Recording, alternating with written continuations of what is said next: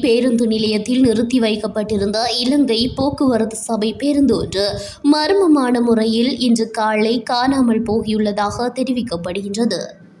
வெள்ளவாய டிப்போவிற்கு சொந்தமான குறித்த பேருந்து நேற்று இரவு வழமையானபடி பண்டாரவளை பேருந்து நிலைய பகுதியில் நிறுத்தி வைக்கப்பட்டிருந்தது.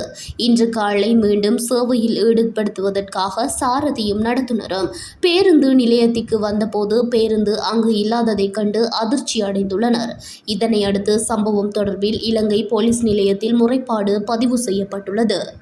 பேருந்து திருடப்பட்டதா அல்லது வேறு ஏதேனும் காரணத்தினாலா மாயமானது என்பது குறித்து போலீசார் தீவிர விசாரணைகளை மேற்கொண்டு வருகின்றனர். மேலும் பேருந்து நிலையத்தில் பொருத்தப்பட்டுள்ள சிசிடிவி காட்சிகளை அடிப்படையாக கொண்டு மேலதிக விசாரணைகளும் முன்னெடுக்கப்பட்டு வருகின்றன. பொதுச்சொத்தான அரசு பேருந்து ஒன்று பிரதான பேருந்து நிலையத்திலேயே காணாமல் போன சம்பவம் அப்பகுதியில் பெரும் பரபரப்பை ஏற்படுத்தியுள்ளது.